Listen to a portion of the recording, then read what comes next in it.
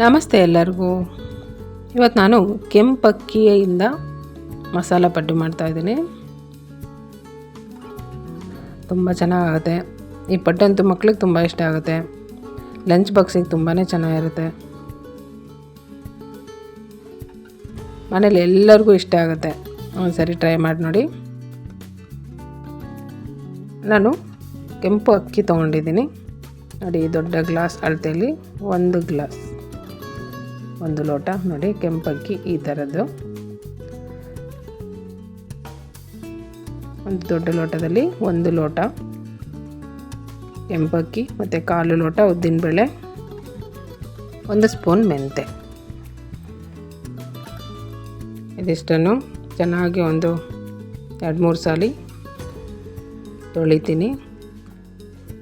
ತೊಳೆದ್ಬಿಟ್ಟು ನೀರು ಹಾಕಿ ನೆನೆಯೋದಕ್ಕೆ ಇಡ್ತೀನಿ. ಒಂದು 6 ಗಂಟೆ ಕಾಲ 5-6 ಗಂಟೆ ನೆನೆಯೋದಕ್ಕೆ ಬಿಡಬೇಕು. ಈಗ ನೆನೆಸಿ ಆದಮೇಲೆ ನೋಡಿ ಈ ರೀತಿಯಾಗಿದೆ.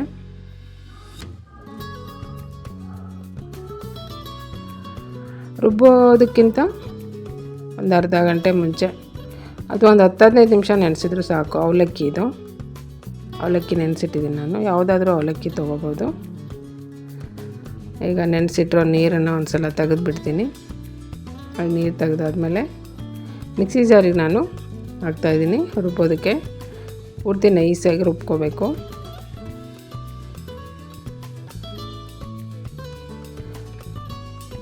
ಅವಲಕ್ಕಿ ಅಕ್ಕಿ ನೆನೆಸಿಟ್ಟಿದ್ವಲ್ಲ ಅಷ್ಟನ್ನು ಸ್ವಲ್ಪ ನೀರು ಹಾಕ್ಬಿಟ್ಟು ರುಬ್ಕೋತೀನಿ ನಾನು. ನೋಡಿ ಪೂರ್ತಿ ನೈಸಾಗಿ ನಾನು ರುಬ್ಕೊಂಡಿದ್ದೀನಿ.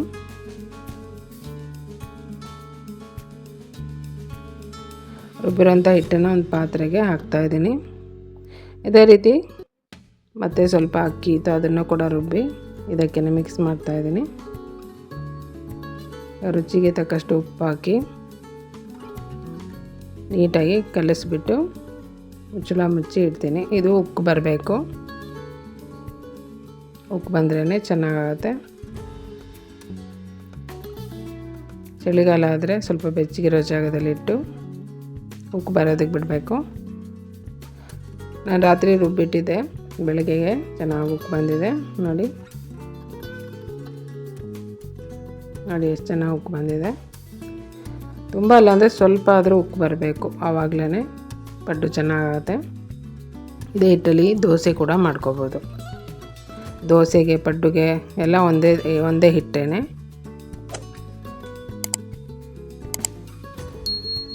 ಚೆನ್ನಾಗಿ ಉಕ್ಕು ಬಂದಿದೆ ನೋಡಿ. ಪಡ್ಡು ಮಾಡೋದಕ್ಕೆ ಹಿಟ್ಟು ರೆಡಿ ಇದೆ. ನಾನು ಸೋಡಾ ಪುಡಿ ಎಲ್ಲ ಏನೂ ಹಾಕ್ತಾಯಿಲ್ಲ. ಈಗ ಇದಕ್ಕೆ ಮಸಾಲ ನಾನು ರೆಡಿ ಮಾಡ್ಕೊತೀನಿ.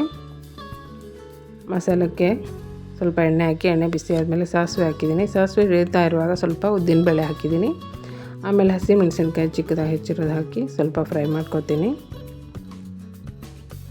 ಈರುಳ್ಳಿ ಹಾಕ್ತಾಯಿದ್ದೀನಿ. ಈರುಳ್ಳಿ ಸ್ವಲ್ಪ ಜಾಸ್ತಿ ಹಾಕಿ ರುಚಿಗೆ ತಕ್ಕಷ್ಟು ಉಪ್ಪು ಮತ್ತು ಅರಿಶಿನ ಹಾಕಿ ಈರುಳ್ಳಿ ಕೆಂಪಗಾಗೋ ತನಕ ಫ್ರೈ ಮಾಡ್ಕೊತೀನಿ.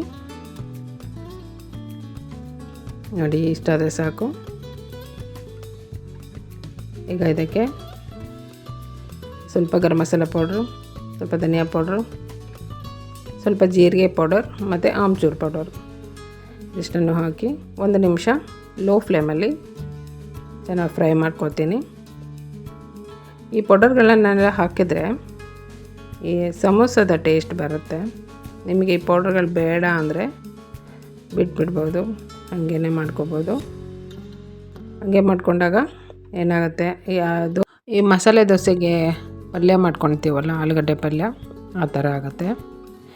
ಈಗ ನಾನು ಚಿಕ್ಕದಾಗಿ ಹೆಚ್ಚಿರೋ ಕರಿಬೇವಿನ ಸೊಪ್ಪು ಹಾಕಿ ಸ್ವಲ್ಪ ಫ್ರೈ ಮಾಡಿಕೊಡ್ತಾಯಿದ್ದೀನಿ.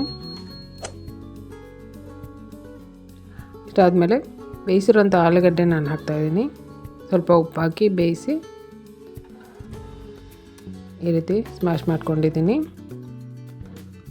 ಸ್ವಲ್ಪ ಜಾಸ್ತಿ ಕೊತ್ತಂಬರಿ ಸೊಪ್ಪು ಹಾಕ್ತಾಯಿದ್ದೀನಿ, ಚಿಕ್ಕದಾಗಿ ಹೆಚ್ಚಿರೋವಂಥದ್ದು. ಸ್ವಲ್ಪ ಜಾಸ್ತಿ ಹಾಕ್ಕೊಂಡ್ರೆ ಚೆನ್ನಾಗಿರುತ್ತೆ. ಇಷ್ಟಾದಮೇಲೆ ಸ್ಟವ್ ಆಫ್ ಮಾಡಿ ಇದನ್ನು ಪೂರ್ತಿ ಚೆನ್ನಾಗಿ ಕಲಿಸ್ಕೋಬೇಕು. ಕಲಿಸ್ಕೊಂಡಾದ್ಮೇಲೆ ಸ್ವಲ್ಪ ಇದು ತಣ್ಣಗಾಗೋದಕ್ಕೆ ಬಿಡ್ತೀನಿ. ಸ್ವಲ್ಪ ಹಾಗೆ ಕೈಯಲ್ಲಿ ಮುಟ್ಟೋದಕ್ಕಾಗೋಷ್ಟು ತಣ್ಣಗಾಗಬೇಕು. ತಣ್ಣಗಾದ್ಮೇಲೆ ನೋಡಿ ಈ ರೀತಿ ಚಿಕ್ಕ ಚಿಕ್ಕದಾಗಿ ಉಂಡೆಗಳನ್ನು ಮಾಡಿ ಇಟ್ಕೋತೀನಿ.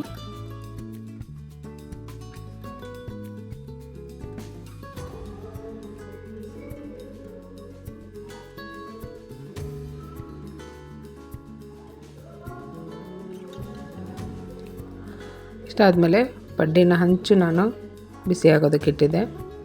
ಸ್ವಲ್ಪ ಎಣ್ಣೆ ಹಾಕಿ ಹಿಟ್ಟನ್ನು ಹಾಕ್ತಾಯಿದ್ದೀನಿ. ಹಿಟ್ಟು ಸ್ವಲ್ಪ ಸ್ವಲ್ಪನೇ ಹಾಕಬೇಕು, ಒಂದು ಅರ್ಧದಷ್ಟು ಹಾಕಿ ಆಮೇಲೆ ಆಲೂ ಮಸಾಲೆ ಮಾಡಿಟ್ಕೊಂಡಿದ್ವಲ್ಲ ಅದನ್ನು ಈ ರೀತಿ ಮಧ್ಯದಲ್ಲಿ ಇಡಬೇಕು.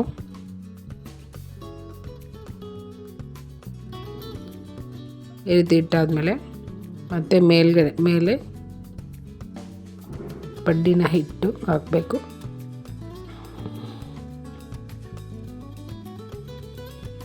ಈಗ ಮುಚ್ಚಳ ಮುಚ್ಚಿ 1-3 ನಿಮಿಷ ಬೇಯೋದಕ್ಕೆ ಬಿಟ್ಟಿದ್ದೀನಿ.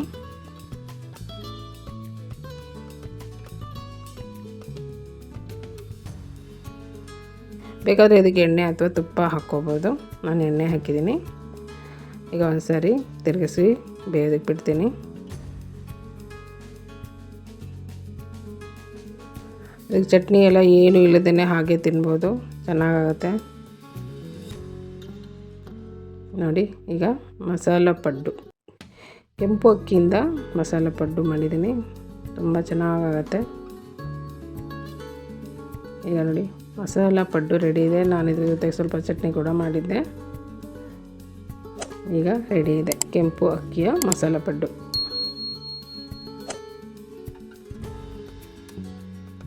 ನನ್ನ ವಿಡಿಯೋ ಇಷ್ಟ ಆದರೆ ಲೈಕ್ ಮಾಡಿ, ಶೇರ್ ಮಾಡಿ, ಸಬ್ಸ್ಕ್ರೈಬ್ ಮಾಡಿ. Thank you. ಮತ್ತೆ ಸಿಗೋಣ ನೆಕ್ಸ್ಟ್ ವಿಡಿಯೋದಲ್ಲಿ. ಬಾಯ್.